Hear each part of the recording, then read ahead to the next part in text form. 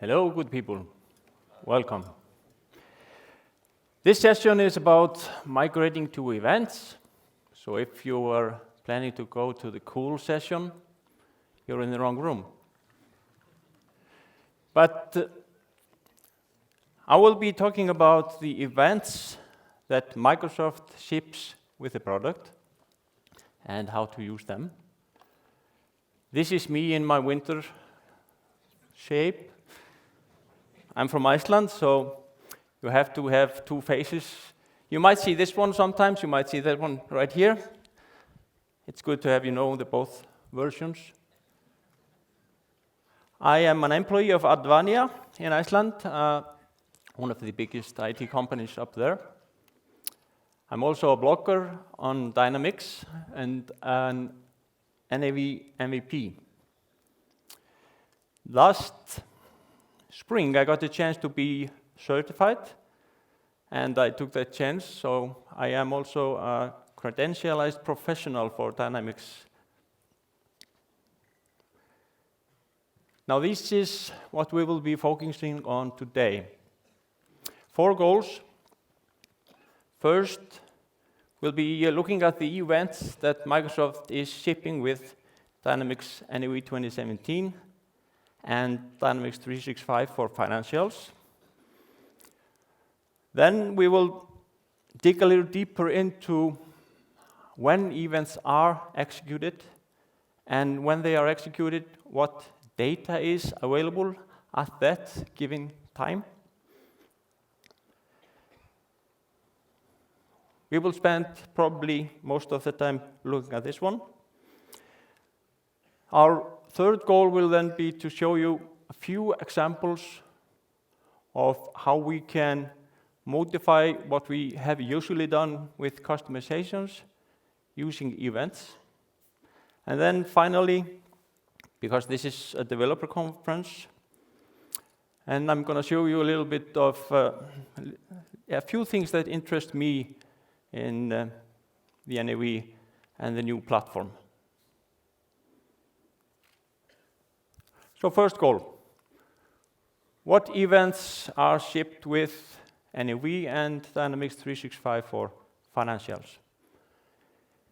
These are the event types directly from Microsoft. We have business events and integration events, which are dedicated functions in any NAV object, and they are, by properties, changed to be a publisher. A publisher cannot have any code by itself. It cannot have a response value. But you can put as many parameters and variables in as in a normal function. Then we have the global events. The global events are, in fact, integration events, but they are in Code Unit 1, the application management. What differs global events with the other ones is that the platform itself actually executes the methods in Code Unit 1, which means that catching the global events will allow you to actually change how the platform is working. Then in the end, we have those system events, and system events are automatically created for every table and every page.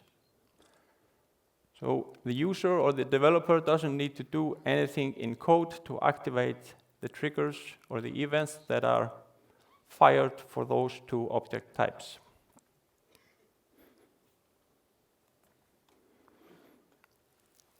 So then we ask us, how do we find these events?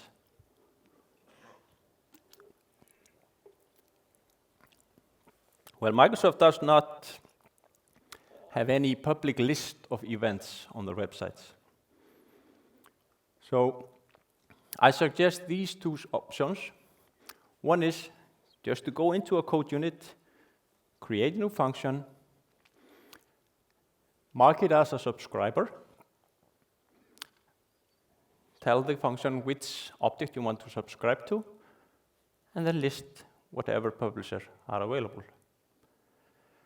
I said go into a code unit, and that's an important part. A subscriber to an event can only be a function in a code unit. And it should be a local function. You should not have a function in a code unit that is a subscriber, and you are also using that function for something else. So a dedicated subscriber function, local in a code unit, is the way we recommend. Now, Waldo has spent some time on figuring out the list of events in the application. So he exported all the objects in a text format and ran them through PowerShell scripts to get a list of all the integration and business events in the application. And you will find that on his website. He recently published the whole list of events in the release version of NAV 2017. Now, how do we catch an event? Well, let me switch to the demo machine.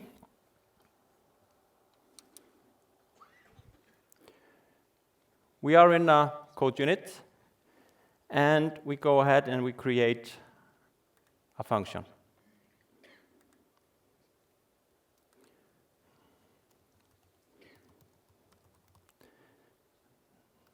The function name, as usual, local, and we go to properties. Is this well visible in the back? Possibly not. Hey. So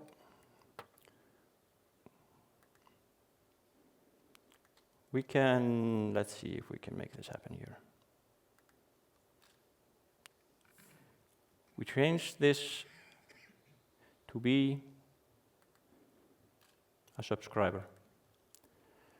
So what would you like to subscribe to? Where would you like to catch an event in the system? And as a demo here, I'm gonna catch an event in the global or in the code unit 1. So I will go for C1. And what am I gonna catch? I'm gonna catch after company open, which means that after NAV has opened the company, it's gonna fire my event. This question always pops up. Do we want to make sure that all the variables in your function matches the event that is fired? And the question is yes, you do want this. So there are a few cases where you might not want it, but I suggest that you, when you haven't digging deeper into it, just answer yes. Now these two questions are also an option.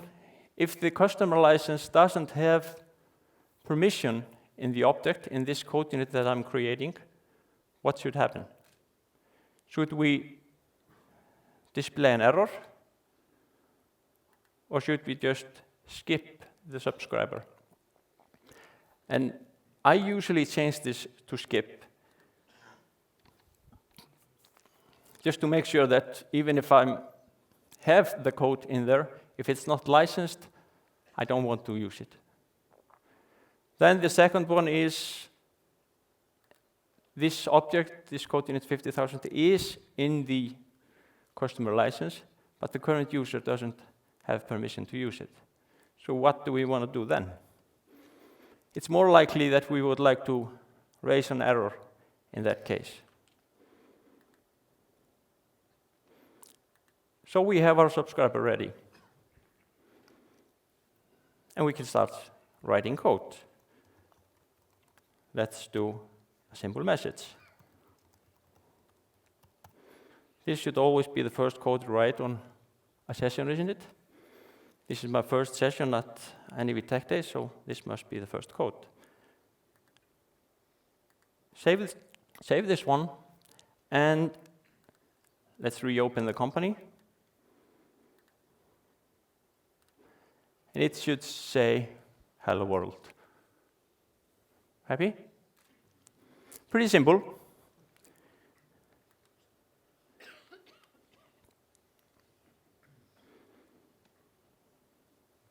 So back to the demo.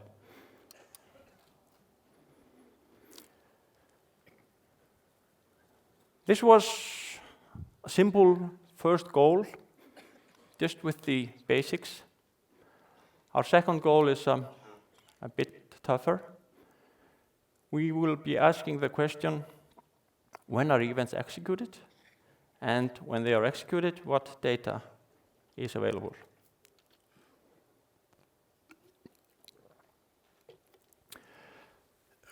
And to answer that question, I created a small set of code to log what's happening when the events are executed. I will show you the code behind it, but start by showing you the functionality and looking at what is really happening. So this is the event publisher log page. So here I will see a list of the events that are fired. And my first test is I want to create a temporary customer, I want to modify the temporary customer, and I want to delete it. And these are the events that were fired in that process. And I can see, if I look close into the details, this is a JSON format which will tell me every data that is available when that trigger was fired. So we will see that the record is temporary. We see that the trigger, which means the trigger in the table, did not execute. And we can see all the data for the record. If you go a little bit further down, we can see that there's an after insert trigger as well. We have a before and an after trigger for every table event. If we look at the modify, what we want to do there is just add the name. And it's going to add the name. Now let's look a little bit further down, and we can see the extract. This is the previous version of the record as we are used to having it. But we can see, if we look at this one, the extract also has the testing, which tells us we cannot detect changes made in code to the customer if we just look at the extract and the rec in this instance. And these are valuable information. We need to know what data is available at any given time. We look at the same for all the steps, look at all the data in there, and we will see it's very similar. Now let's go and do the same thing, but now with a database record. This is very similar, but we have this one system event also firing. So we create the customer, and we can see in the details that we are doing the same thing. We are doing a test customer. The is temporary flag is false, so this is going to do something for us. And in between, before and after, we see that the system event is triggered. And in this event, the actual database write is triggered. And we can also look at the details in here. This is going to give us exactly the same information. But the interesting part is we see the same. If we look at the before modify, we can see that we still have our testing as the name, both in rec and exrec. If we look at the system trigger, that's going to tell us we are doing testing in this record, and the exrec is the real X record. So this gives us another opportunity then to use this global event if we want to track how our customer is modified.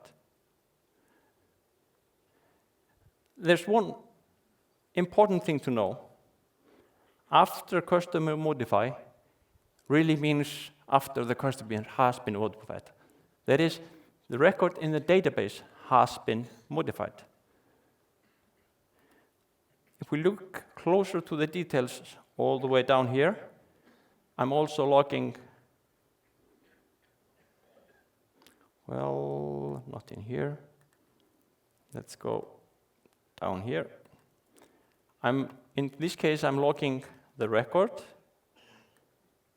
I'm logging the X record, and I'm also looking what's really in the database. So after customer modify, we can see that the modification is already in the database.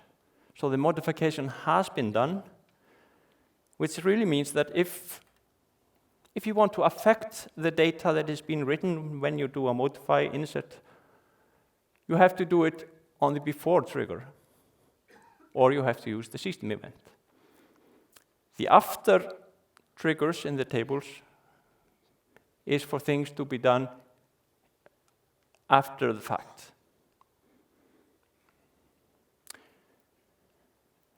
There is really no interesting thing here. In the delete trigger, it's all as you expect. Now let's complex things a little bit. Let's go to my customer card and let's change the name. Pretty simple function, but a lot of events. So here we can look at what's happening for each of those events and try to figure out where do I want to hook in and make my modifications. And we can see how the events are ordered. After we have our customer on the page and we try to modify the name, the first trigger is done in the table. So before the modification code on the page is executed, the modification code or the validation code on the table is executed. If this is the correct order or not, that's, I guess, not my place to say, but we can also look at the data that we have in here. I'm changing the customer name, and if I look at the previous record, I can see that now XREC has the same or the correct information. So doing this from a page means that the previous record is correct. And I can also look at what's actually in the database. So we need to study all those events when we want to make a modification to our application, or if we want to make an extension to our application. What I felt was very interesting here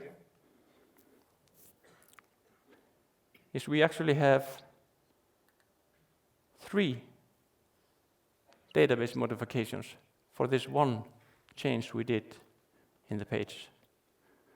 So how is that going to affect our subscriber?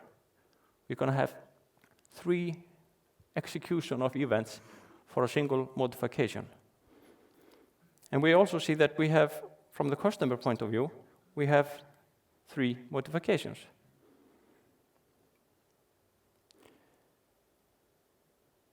And I don't know if this is by design, but this is exactly how it is. If we look at the data, the trigger in on-modify on the customer table is executed after you change the name, exactly as you would expect. But then again, a few moments later, this trigger is executed again, well, but without running the code in the table. So I would then say it's very important to actually know what is executed and when, and what data we have to work with at that given moment.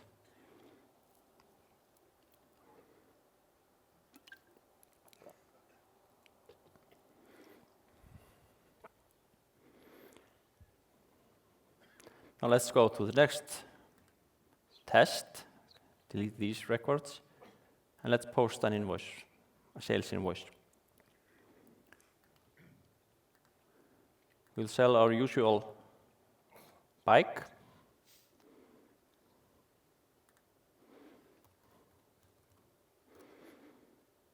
And post. And here is what happened. And here things also start to get interesting, because affecting the way that we move data in a customer or a sales invoice posting is something a lot of companies need to do. So where do you want to plug in? We can see that in the object name called sales post, the code unit 80 we all love, we have 4, isn't it? Sales post, 1 here, and 1 here. These events, this one is, well, we are not seeing the, yeah, we are seeing this one here. This one is actually fired before anything is done in code unit 80, which means if you want to test for your field, make extra test near or test far procedures, you will hook into this event. And we can also see here how exactly, or what exactly this event is going to give us in data. So we will get the sales header with this trigger here. This post commit sales doc gives us the exact same data, except if you know code unit 80, you will know that the first part of code unit 80 is to actually get the documents or the number series for the posted document. So we will see the posting number series, and we will see the posting number in the data. So we know that when the posting will be executed, this will be the number of the invoice, or the credit memo if that is the other way around. Which means that at this moment we have a lot of information, but the process hasn't really started. So keep that in mind.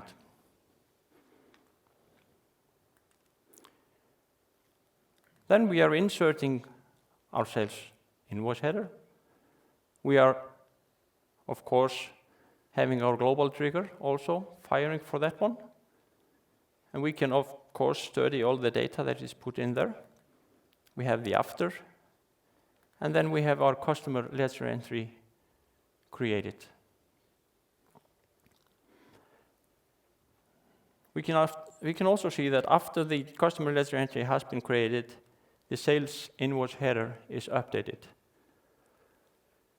And the actual number of the customer ledger entry is stamped on the posted sales invoice. And the same thing goes with all the posted documents in sales and purchases.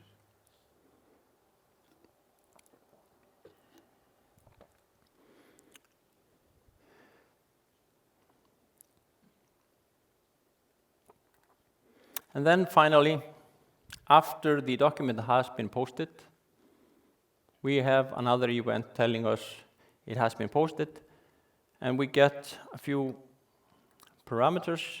We get the sales header with all the information, the sales letter that usually will be deleted. And we can look at the other parameters that we have. We have the shipment number that was created and the sales invoice number that was created. So we have the possibility to do additional data modification on this trigger here. This trigger here also includes the general posting journal batch so that we can actually add things to the posting of the sales invoice at this point. So the next question is, where should we go? Which one should we use?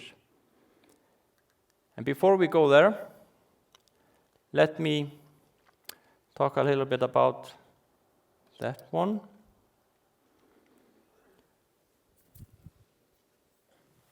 So,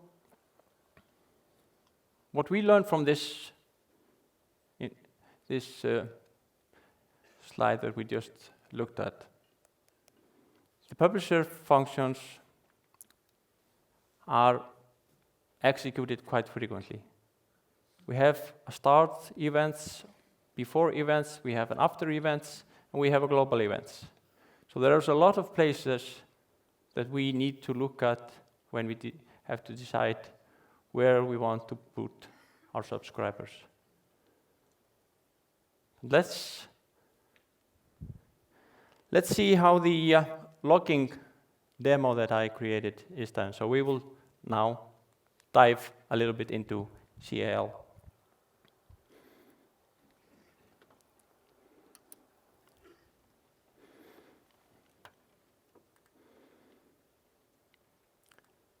So a simple table, an entry table, where we can log the objects, the publisher, and we save our detailed information in a blob file. So this is nothing new here. The code unit that we use to manage this has those few public functions. It's going to start logging. So we create a new logging entry, and we give it information on what object, which method, and which content we are running it in. Then we can log any variable to the details we have, and we log it with a variable name and a variable value. Then we can also log a record, and it will find all those fields in the record, loop through them, and give us the value. So this function here will go through all the fields in the given record and log the value of it to the JSON. And when we end logging, we will simply insert the record with the details. So the basic code unit here is pretty simple. And the fact that whatever you want to log, you will need to create your own code unit with subscribers to do the actual logging. So if I want to log changes on the customer or events in the customer table, I will need to create a code unit for that. And I will need to subscribe to every events there are in the customer table. So I will create a subscriber for every single event there are in here. And a function for each of them, and for each of them I will log the data that I'm interested in. So I can log the record and call it rec. I can log the xrec as I do here, and I can log the database record simply by passing the record ID. And that's the power of variants in this case. You can easily pass whatever record you have, you could pass the record reference or you can pass the record ID and you will always get the same result.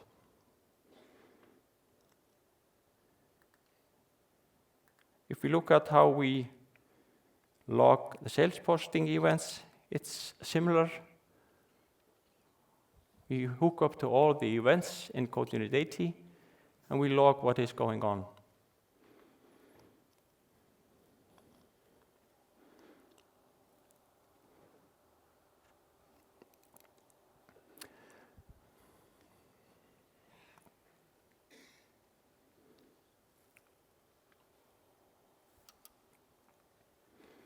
So a little bit recap of what we just did.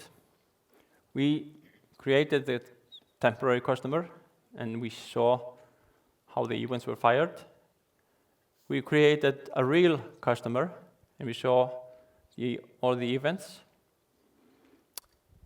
The surprise was when we updated the customer during a page, we got a lot more events than we expected. And then we posted and created our sales invoice.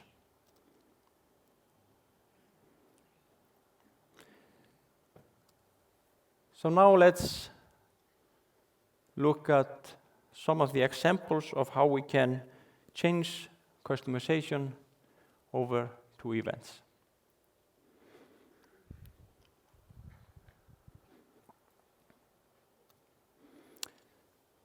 First thing, the role center.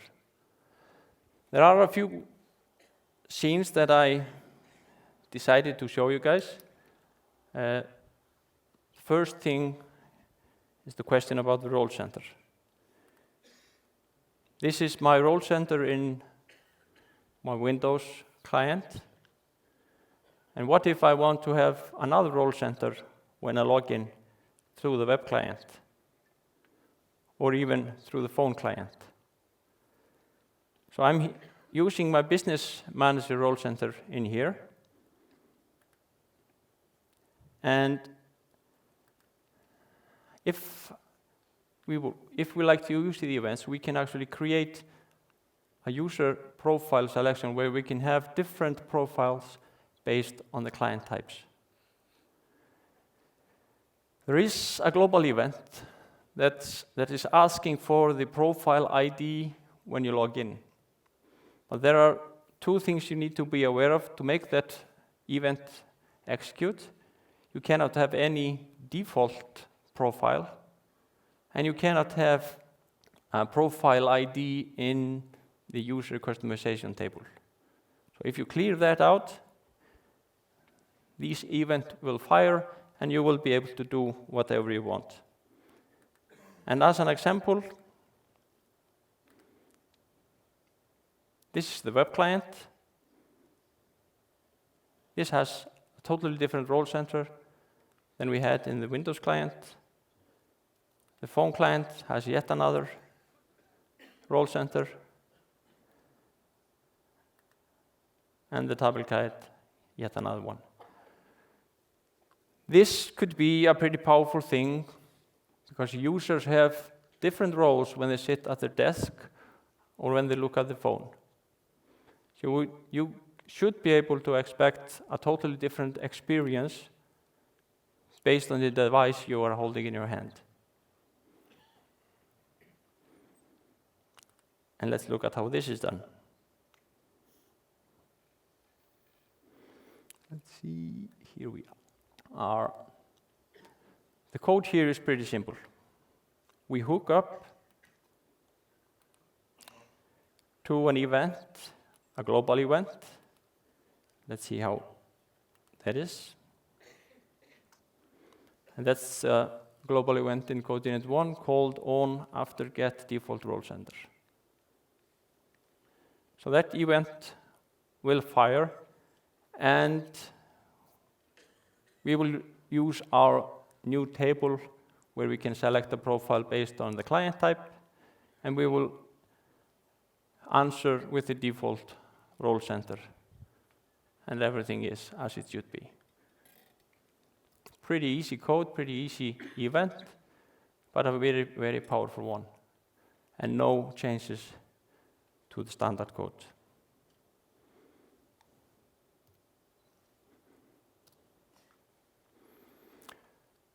The next thing I would like to show you is something I believe that a lot of clients are doing. They are adding a field to the customer ledger entry. So we add a new code field to the customer ledger entry. And we add that same field to the page. So if we look at our customer, and we look at our entries, we see our new field right here.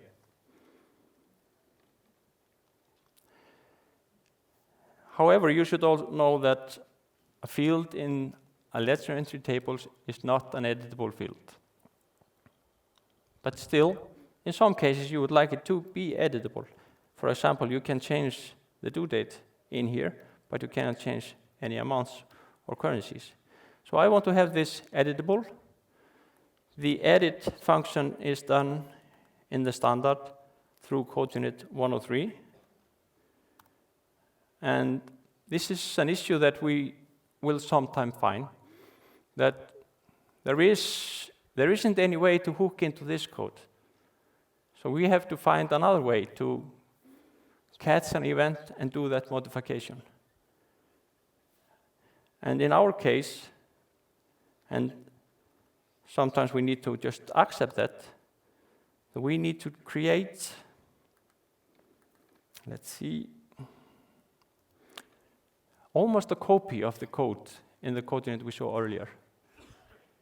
So we need to use the code cloning that we usually like to avoid, but now we actually need to use it to update just this one field, both in the currency, in the customer ledger entries, and in the detail customer ledger entries.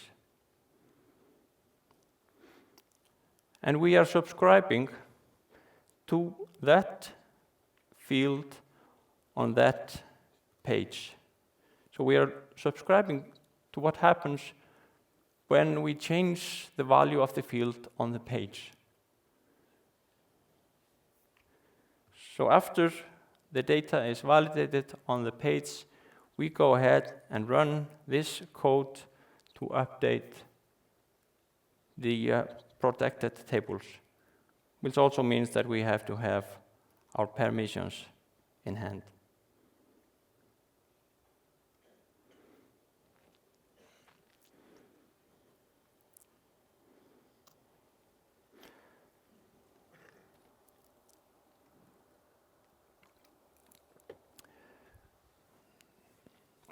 Now, responsibility centers is another thing.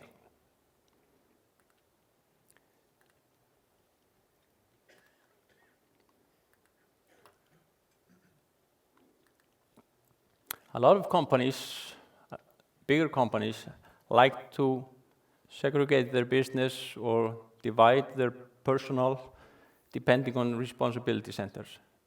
It might be a process, it might be a location, but you might want to have the system set up so that the person working on this responsibility center has a limited view of what belongs to that location, and the other one has a limited view to what belongs to that one.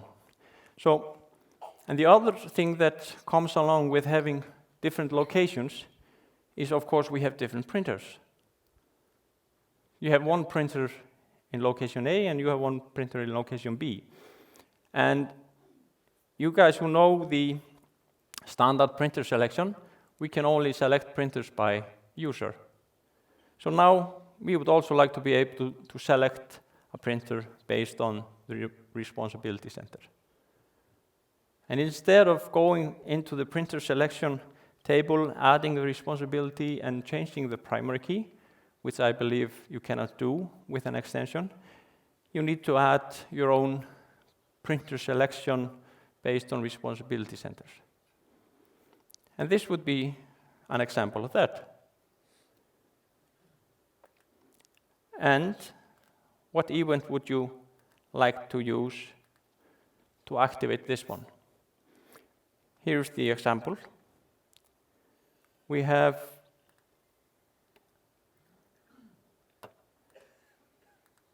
a function here,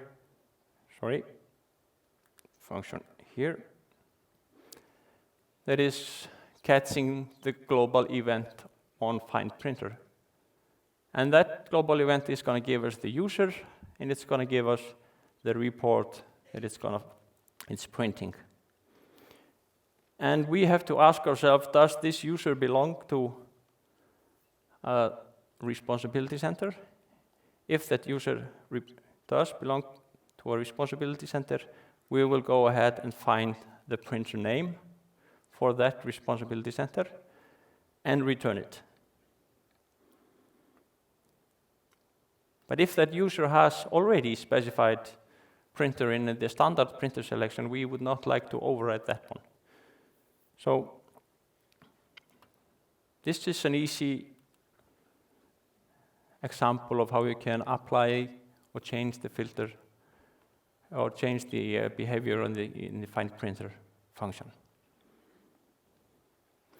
The other code that you see in here regards to the customer list and the customer page. You have probably seen it in the open page trigger in the sales documents, that the list of sales documents can be or is filtered by the responsibility center of the user. In the standard system, this is not done in the customer list. But you might also want to do that, make sure that this responsibility center has this set of a customer, and the other responsibility center has another set of a customer.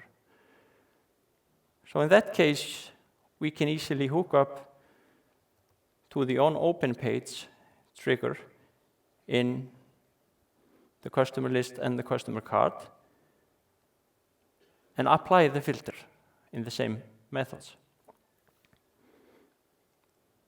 So we are applying the filter both to the customer list and to the customer card, but we also need to make sure that when we create a new customer, that customer will get the responsibility center code for that user to stay in the scope of the filter.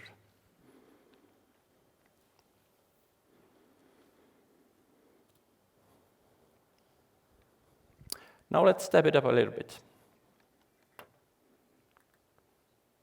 That code field that I created in the customer ledger entry, I now also want it to be in the sales header. And when I post that sales header, I need to have that code transferred to the customer ledger entry. And as we saw earlier, we have a few possibilities of doing this. We see here, for example, let's go ahead and sell to our customer the usual bike, and we put in here some code. And we need to make sure that that code is delivered to the customer ledger entry when we do our posting. I have here 4 examples of how this could be done. 2 of them I'm going to show you now. This one is going to catch the event that happens after the invoice has been posted. So if we have a sales invoice header number, we will get that invoice. And that invoice will have information about the customer ledger entry number that was created. If we have a sales credit memo info, the same thing goes. We will have the customer ledger entry number. And we would like to update this field in the customer ledger entry number with the field that we did in our sales invoice. But since we have already done our code unit to update this, we can simply call that one in the end, and it will update this code both in the customer ledger entries and in the detail entries that were created.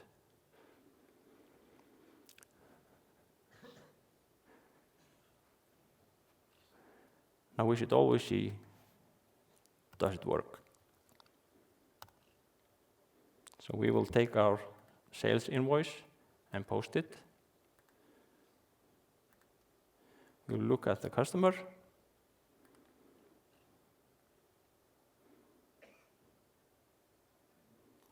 Hold it, hold it, hold it. And the entries. And we have that code in here. Did you notice something new when I opened the entries in 2017? There is something new here. The newest invoice is on the top. Have you noticed that? That's in the customer ledger entries, GL entries, vendor ledger entries, and so on. So you don't have to do that for the customers anymore. They always ask for it. So now it's built in. The newest is on the top. That's what you're looking for.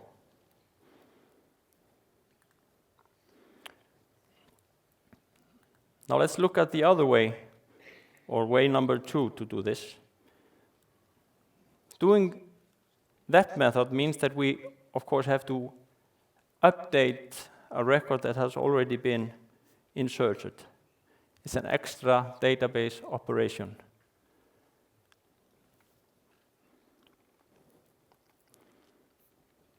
The same thing actually is done here. But instead of hooking to the code unit 80 that does the posting, we hook up to the modification of the sales invoice. So after the sales invoice is modified and the current customer ledger entry number is updated, we will get that customer ledger entry, update it with our reference number, and call the same code unit again. And just for demonstration purposes, we of course need to make sure that this is working.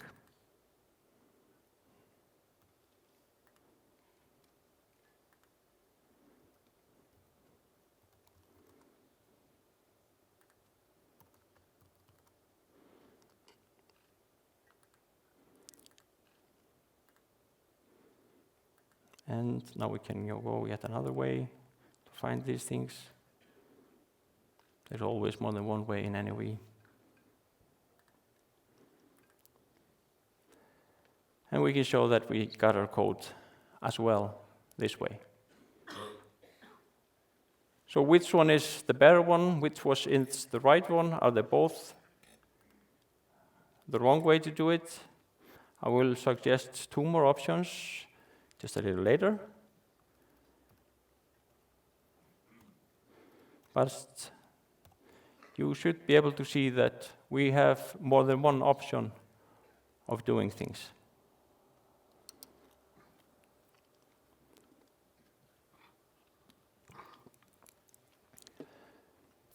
So, how do you want to do this?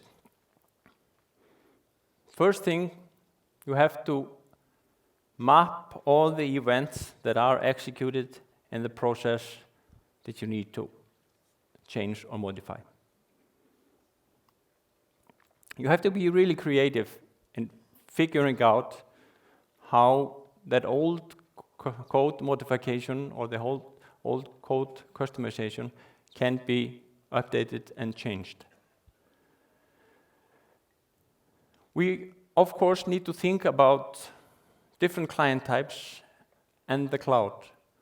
We need to really understand that some functions are valid in the Windows client, but not in the web client. For example, the question we had about the printer. It's not really valid for a Windows client. It's valid for a Windows client, but not for a web client. If you have a process that you need to hook into and you can't find your event, no matter how creative you are, you can go into Microsoft Connect, and suggest that they add an integration event into the code. And some say this doesn't work, some say this works.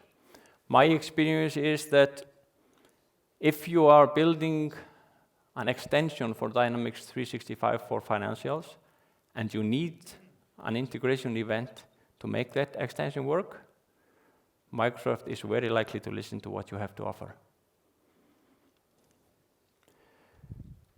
And the last box here is saying that we are going to have to do some code cloning. It is necessary. We cannot modify the functions that we have in the system. We might need to do exactly the same thing that Microsoft is doing, just a little bit differently in our own code. And we might even need to update the same record that Microsoft just updated again, because we have our own changes we need to apply. So there are things you need to live with. You need to make sure that all the code that you create is independent of all the other ones. It has to be able to survive if everything else changes. That's the thinking of the Microsoft extension model. Whatever you create, it needs to be independent of other things. It needs to be able to survive even if other things are updated.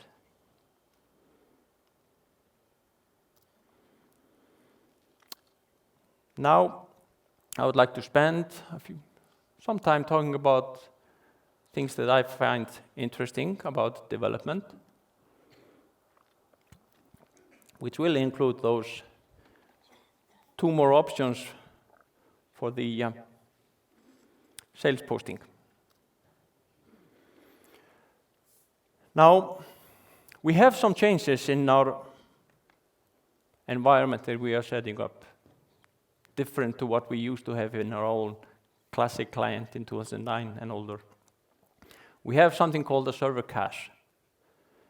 And the server is caching a lot of data, which means that when we are asking the server to read something, it can be extremely fast, because it doesn't have to ask the SQL Server about that data. Some places in the code, and you probably recognize this and have used it yourself, we use something called glsetup.get. We are fetching our GL setup. And we also have a Boolean variable that tells us, oh, we have already gotten that GL setup, so we don't need to do it again. And when we did it that way, we were trying to save the traffic between our NAV and the SQL Server. But now this is not needed. It is the same doing GL setup multiple times as using this option. The GL setup is in the server memory, in the server cache, and it's just like picking it up from the memory. Also, if you're thinking about performance, you should be using queries. Queries are extremely fast in reading. And if you have to read data for more than one table, combining them in a query is the fastest way to do it. So if you have not been using queries, I suggest that you look really close into that. What's also important about queries is that the NAV server will only ask the SQL Server about the columns that are included in the queries. So instead of reading the whole customer record, it might read only 3 or 4 fields from it, which also means much higher performance.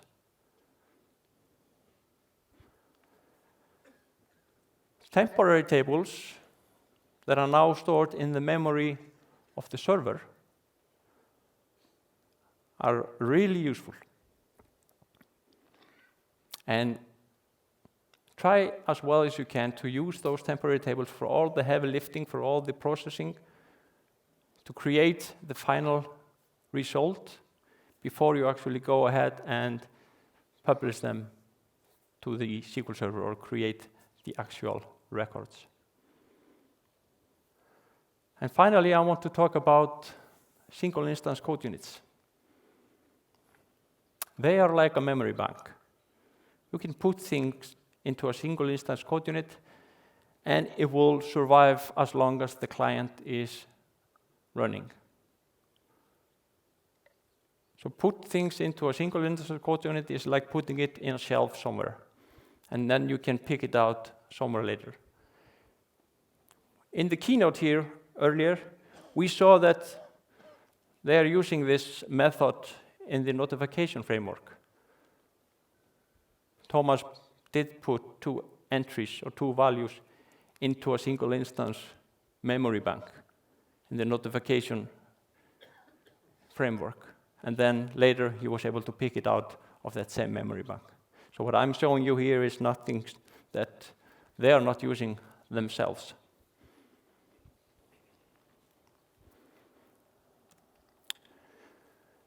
And let's look at the single instance.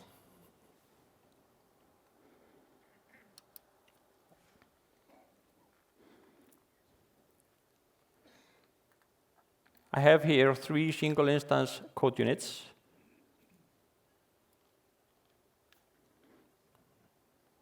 One with the .NET Object Dictionary, which is my shelves. So I can put things into a shelf, and I can label that shelf with a variable name. And I have a limited number of shelves that I can put stuff into. Then I also want to be able to store a record and just keep that in memory to be used sometimes later.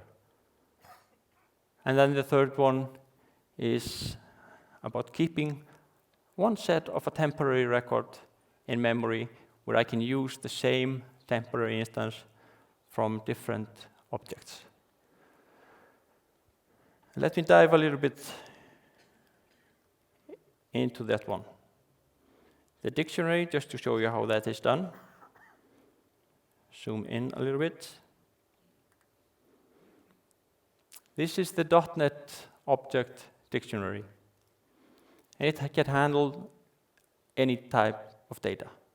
So when I want to add something to my dictionary or to my shelf, I call this function with a variable name and a variable value. And that is just added to the dictionary. And then when I want to get something from the dictionary, I ask, does it contain this shelf or this variable? And I return it if it does. And the same thing when I'm clearing, I ask first, does it exist? And then I remove it, because a cleanup is always a good practice. And then I added one function which does both. It both gets the value and clears when it's done. When we are using this from code, it is really useful to have a dedicated get function for each of the symbol types that we are using. So it's useful to have a get text, get code, get decimal, and a get integer.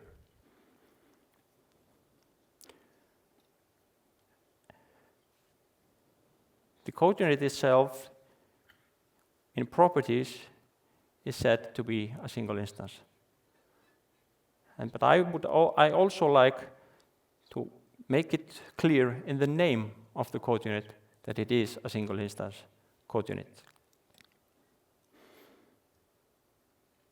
Now, if we look at the option number 3 we had for posting a sales invoice, this is using my dictionary. Bit too small, isn't it? So this is the event in the sales posting. that is triggered after you have created or after you have done the number service and you know which number the final invoice will be posted under. So you know the document number.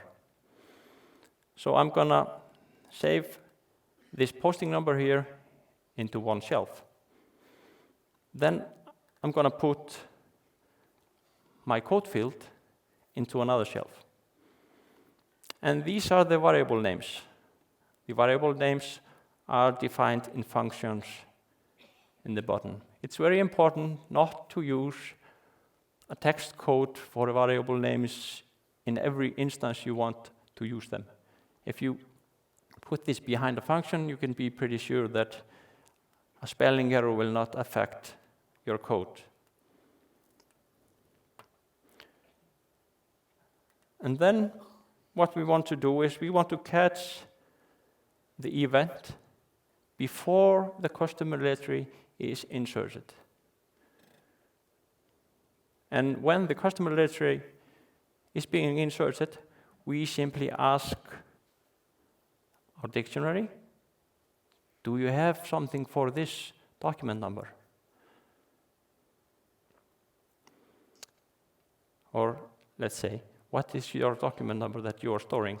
If that is the document that I am posting, I will stamp the TechDays code into the customer letter entry. And let's do the same for the detailed entries. Make sure that the other ones I had tested were disabled. And let's prove the point that it actually works.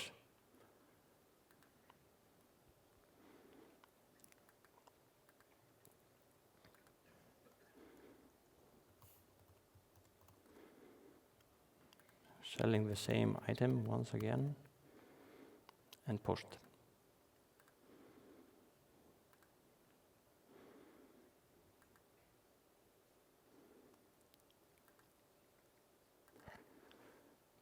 So we have our value in there. And what does this do for us? We do not need to do another get statement to find the customer letter entry that we created. We do not have to do another modify to modify the record that we already created.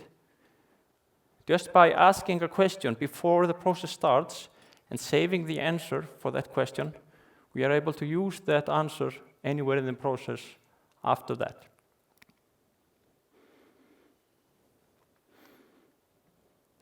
So this is a very powerful tool if you want to use this. The same idea is in my option number 4, except there I'm using the record storage. So this storage here, I can put any record into it. And it will remember that it has a record, and it will remember the number or the table number of that record. So when I ask for a record for my table, I will either be answered, yes, this is the record that I'm keeping on my shelf, or not.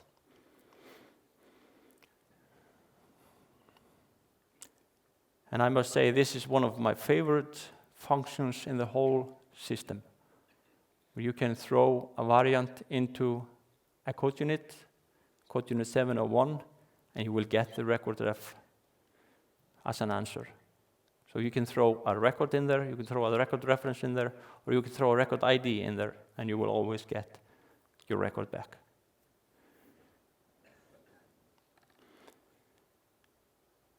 So this is, a pretty simple one. We can save any record, or we can save a record by record ID if we like. And this is what we will do in an example number 4. So in the same spot that we did before, we are now saving our sales header. Not just the one field, but the whole sales header. And then when we insert, or before we insert our data,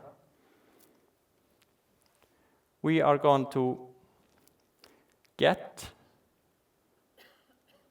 the code if this is the record or the document number that we are posting. And that single instance record storage code is right here. Get me the record reference for the sales header. So even if I have no link to the actual sales header responsible for this process, if I ask for it before I begin and keep it in my storage, I can always access it later in the process from a totally different object and use it right there. And again, just to prove a point, are you starting to believe that it works? Let's see.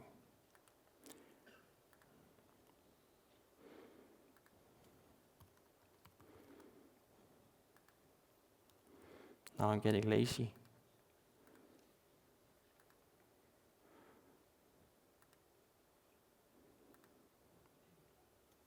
So this leads to the same result.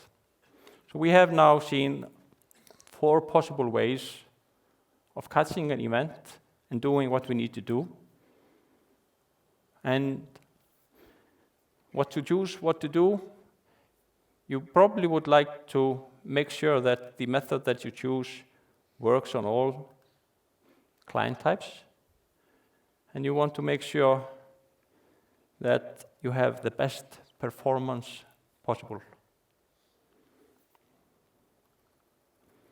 So I will disable this one again.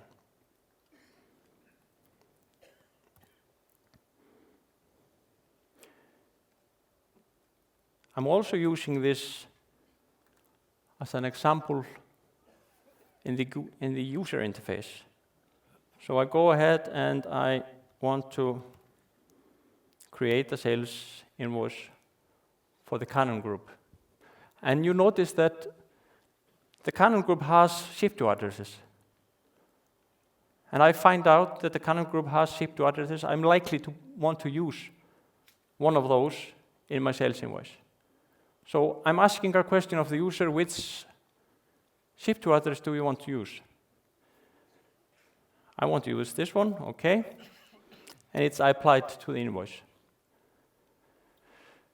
The thing is here, if you do this on a normal event after you have modified or after you have validated the customer, you will not be able to pop up a page to ask a question. You will be in the middle of a transaction. So you have to start by figuring out if the question needs to be asked. So let's look at this code.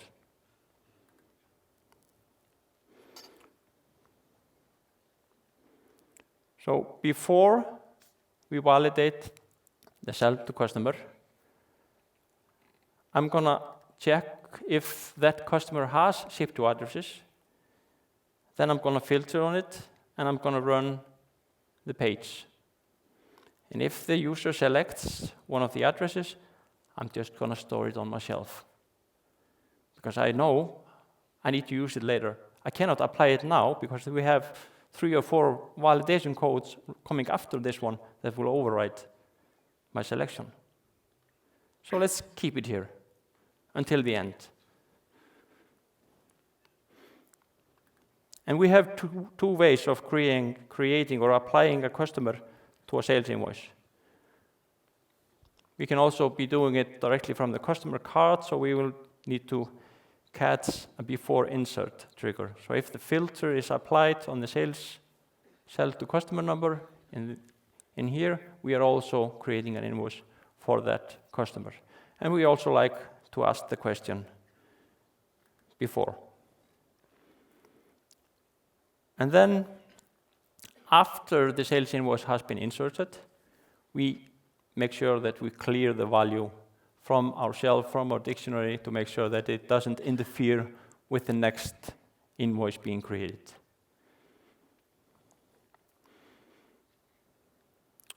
And then after some digging using the event logging, I found out that it was best to go after the location has been validated and update my ship to address information.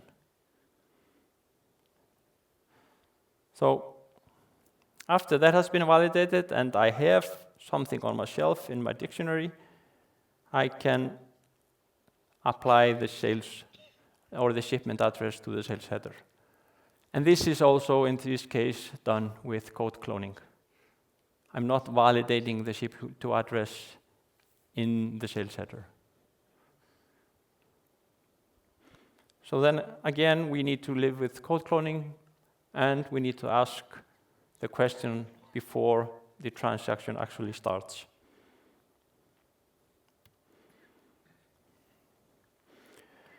Now we have one more example of this single instance dictionary. Let's see that I have now created that invoice here, and I'm doing a post and send. And I'm now catching the action of the user pressing the post and send button. And I have a question here: will this invoice be sent to a printer? And if that is true, just select the printer name you want to print this invoice to. So I'm asking, yet again, asking the question before the actual posting starts. You know all that after posting, the invoice will be printed. And it will be printed according to the printer selection or our responsibility center printer selection. So I can just select the printer before this process starts. I want it to be printed to PDF. It's posted and it's printed to a PDF. So I again ask a question before the process, and then I catch the find printer, the same event I did earlier. And then I apply whatever I had in my dictionary. So there are various cases that this dictionary can be used at.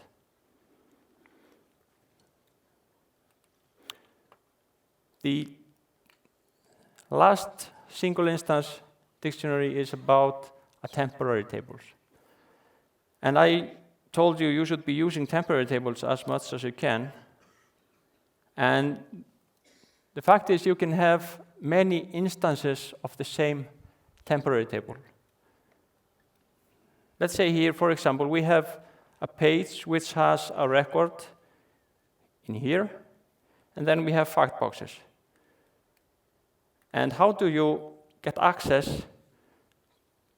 How is it best to make sure that you can, from the fact boxes, or actually from any other object, directly affect what's in your main page? So how would you do something like this? And I'm doing this by sharing the same temporary record between all those pages. So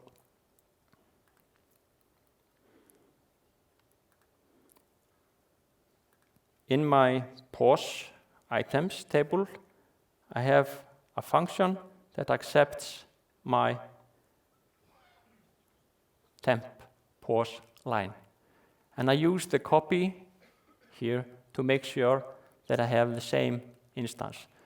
And by using copy true, you copy the temporary table instance to your new variable. And that means that if I press the number button, the code to add an item to the temporary table is this easy, and it just works.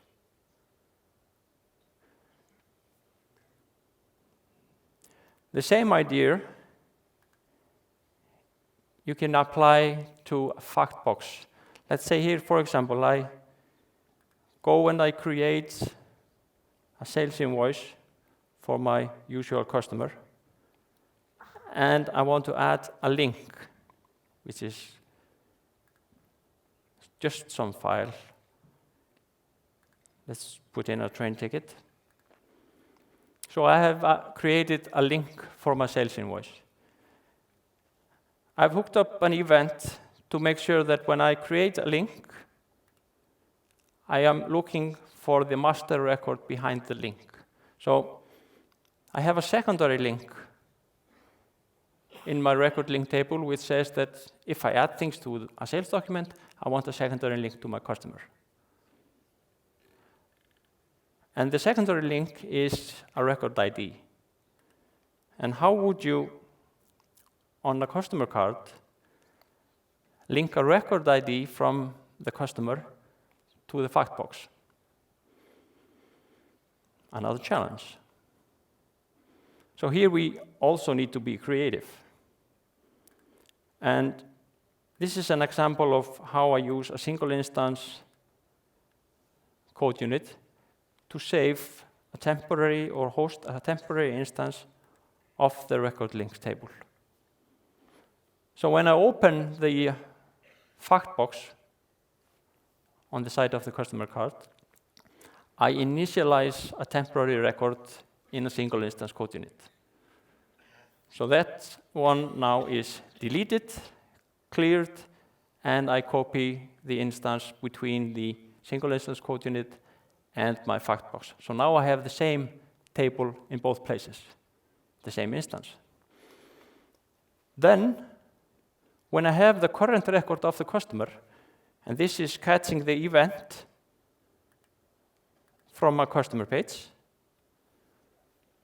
after get current record. So now I know which customer I have on my page. And that record ID of that customer, I will use that to filter the temporary table, or exactly to filter the record link and replace the values in the temporary table.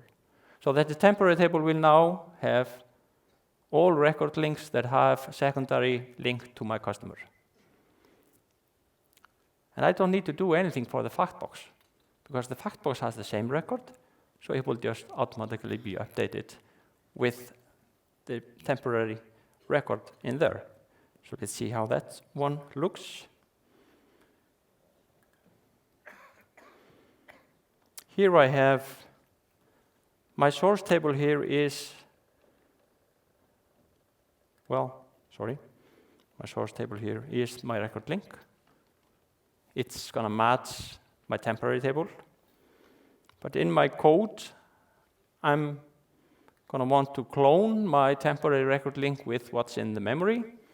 And when I find the next, I'm gonna search my temporary table instead of the actual table.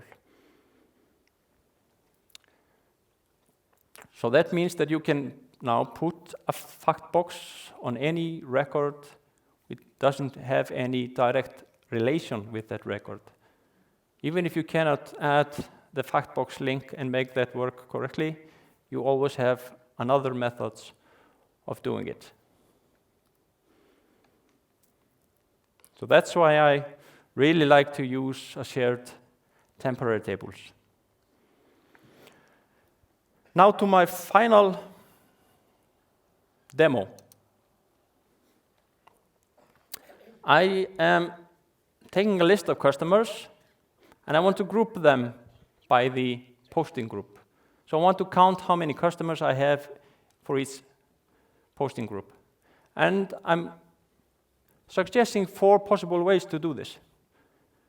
We can loop through the customer with our record, and we can add and modify the grouping record as we go along.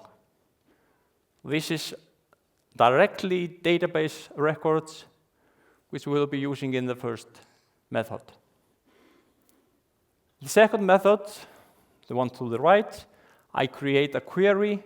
The query gives me a count of record and for each customer group. Very fast one. The third one is going to loop through the customers, and the grouping table, instead of being a database table, is a temporary table. So I'm going to create and update the temporary table as we go along. And the fourth example is what I called a skip test. And I actually managed to use that in my workshop yesterday.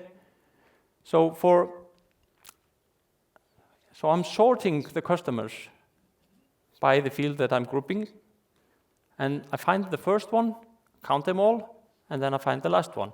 So I'm going to show you the code behind this and how it's performing.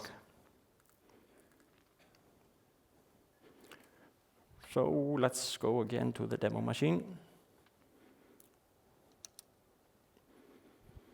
Here I have my grouping test page, and I'm starting the test. And we can see that the query, or perhaps we cannot see it.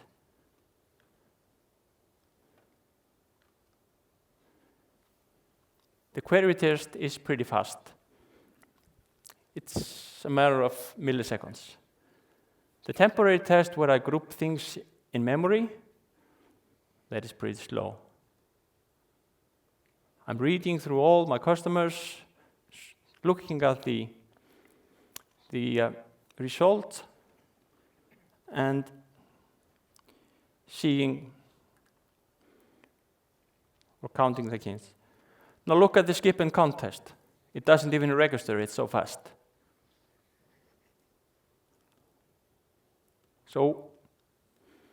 And then we look at the legacy test where everything is in database, and it's so slow, 23 seconds each one. So which way would you go?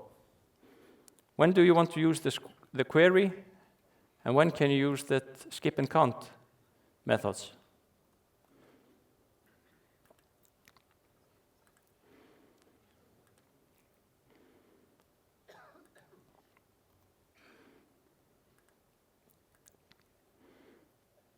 So let's look at the code between them all.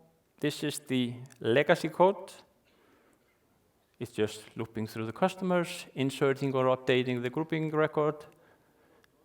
You could say this is the way we used to do it. So that's why I call it the legacy method. But no longer do we do it this way.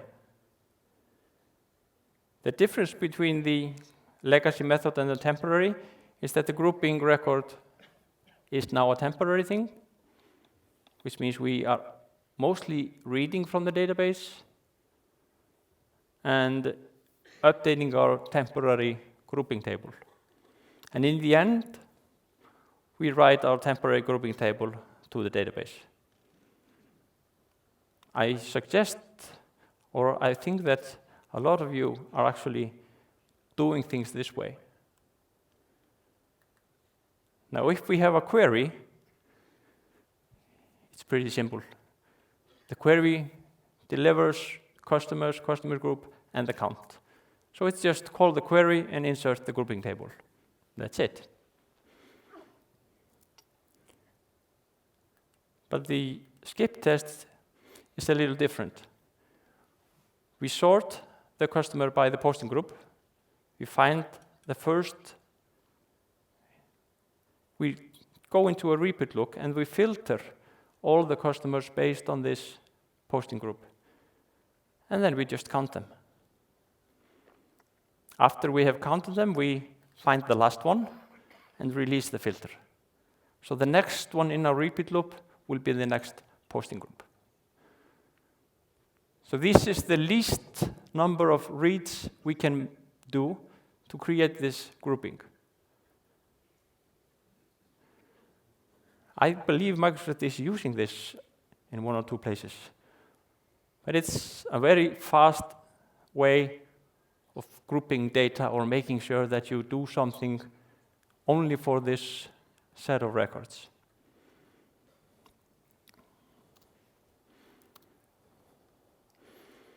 Now that was my last demo. So now we have time for questions and we have t-shirts.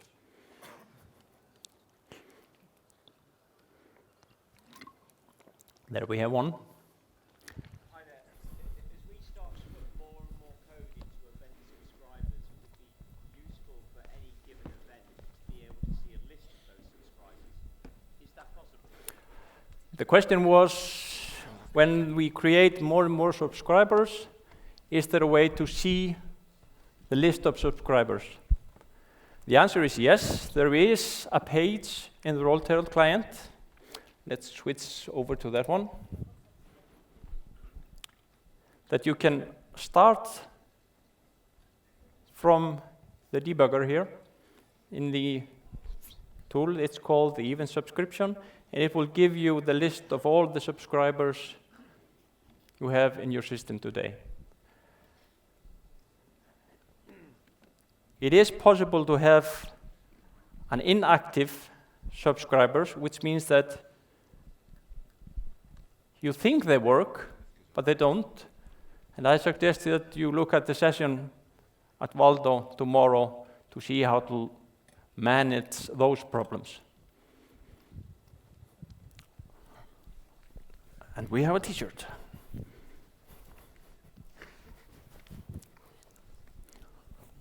Yeah. If you have more than one subscriber to one publisher, is it possible to change the sorting? Which one will be executed first?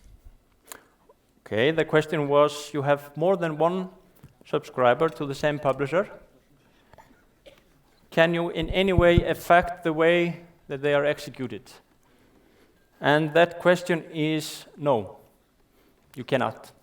They are executed in the order of the IDs of the code units, which means that if you have complete control, you know in which way they will be executed. But as soon as someone else adds a subscriber in a code unit with a lower number than yours, then you have no control anymore. So, but there is a pattern called handle pattern, which you will find on the wiki page for NAV, which actually says that if you have multiple subscribers, you can say Boolean flag for handled, and if it's handled by this one, the other one are supposed to leave it alone, or leave it alone. And that's all what we call a gentleman's agreement. Please do not touch it, because I've already done it.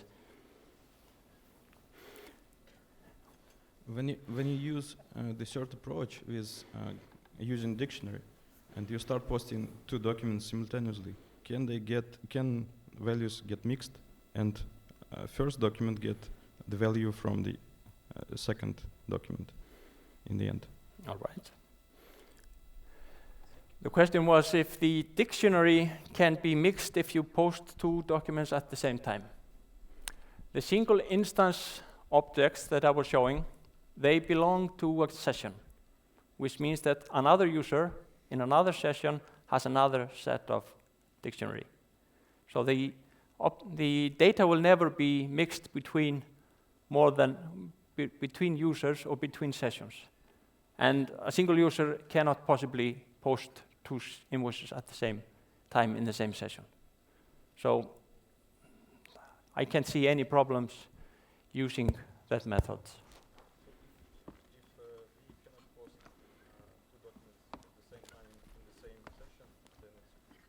Yeah, you will get the record logging, so it's no way to do it anyway. There's no way to post two documents in the same session. Okay. Sorry. Yeah. Hello. Okay. Sorry, it's back there somewhere. Here. Oh, there. Sorry, I was just wondering. You're talking a lot about using single instant code units, storing data as this shelf and area to put it in. It adds quite a lot of complexity to the code, and the person developing has to be very conscious of what they're doing. A second developer comes in, they have to make sure that they're using that same method and not doing it differently. So you're adding a layer of complexity that could cause issues with stability of the code or with the consistency. Have you done any significant performance tests to see if this really is a significant advantage? In other words, is it really worth doing all that? It seems a lot of complexity, and I just don't see in my head where you're getting a major performance advantage from doing that. Well, do we get any major performance advantages from using the single instance? Kind of depends on the customer. If the customer is a big customer, you will probably see a lot of performance. If you can skip 7,000 writes into the ledger entry, perhaps you will see a lot of performance increases. But for smaller customers, I can't really see that it's any problem just doing another modify on the customer letter entry, like in this case. Yeah, So I'm I'm only not worried about big customers. Yeah, so I'm not saying that in those, between those 4 examples that you should use the single instance one. It's all on you to pick which one is the one that the one that you really like. But any V product is a complex one. So you're always, you will always have to dig a little deeper into it. But yeah. All right, I'll throw the catch box. It's like a Pokemon, so you There's catch one, 2 hands there. You can speak into the microphone now. Speak into the box. Yes? Oh. Do you see a way to share temporary objects between sessions so that 2 users can use the same temporary object? Well, you could do that with .NET and the singleton pattern using a .NET object, but not within CAL. You will then have to use a real table, a database table, if you want to do it between sessions. The singleton, you can put a singleton DLL on your server machine, which will have the same information for all users on that service tier. So that's a single instance dictionary. You can find that on my blog if you like. There's one thing here. If you use temporary records in your single instance code units to store data and to modify or insert them afterwards to increase performance, isn't there a huge risk when several users try to change the same data, or how do you deal with this? Well, if we have the data in the single instance dictionary, then that means that that data is isolated for that session. Exactly. So you will not have more than one user trying to work on the same temporary table. It's always That's correct, but someone else might retrieve the record in the database before it is stored back. Yeah, but that's the same issue we have anytime. You have to make sure that you have the current record of the database before you update. You have to use the find method, for example, to make sure they have the actual record to work with. And that's fast. Is there a time where you wouldn't use the events? Any rules for when not to use events, or would you always use it? Well, when Microsoft brings us the solution app, then perhaps we can do a little bit more, but at the moment, that's the only way we can do things if we want to have things in an extension format. So if you are building your own customization, which you can call solution app, which is the foundation or your localization, then you probably need to go beyond that. But then you have to have the perfect control of the code. But I would call that a solution app.